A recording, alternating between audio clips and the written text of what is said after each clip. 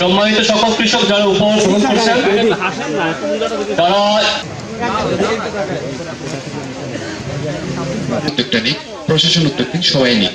এই কারণেই বলেছি যে প্রচারে আপনারা যারা সম্মানিত কৃষক রয়েছেন, আপনারা মাঠের কাজ ছেড়ে এখানে মাঠের ফসল রয়েছে। আপনারা জানেন মাগুরা একটা কৃষি নির্ভর জেলা, এবং এই জেলার ফসল, এই জেলার সবজি বাংলাদেশের সব জায়গায় যায়, এবং এই জেলার কৃষি নির্ভর এই মাগুরা জেলার কৃষকরা ভালো থাকলেই মাগুরা জেলার আর্থসামাজিক উন্নয়ন সম্ভব এবং আর্থসামাজিক পরিবর্তন সম্ভব। আমাদের রাখার ব্যবস্থা করতে হবে এবং তাদের যে সমস্যাগুলো আছে সেই সমস্যাগুলো অ্যাড্রেস করতে সেগুলো আনতে হবে, আরো বেশি কার্যকর ডিপার্টমেন্টে পরিণত করতে হবে। আমি মনে করি যে আমরা মানুষের জন্য, আমরা সকলের জন্য, থেকে ভালোবাসেন কৃষকদেরকে ভালো না বেশি কোনো উপায় নেই। গত মাসের 18 তারিখে যোগদানের পর থেকে ওনার যে কর্মকাণ্ডগুলো দেখছি, আকাশে দেখা দেখি আরো অনেক উদ্যোক্তা তৈরি হবে। ইতিমধ্যে আমি আসার পরে আমি অনেক উদ্যোক্তার নাম আমি তালিকাভুক্ত করছি। ওনার মধ্যে ইচ্ছা হবে যে আমি মাঠে কাজ করব।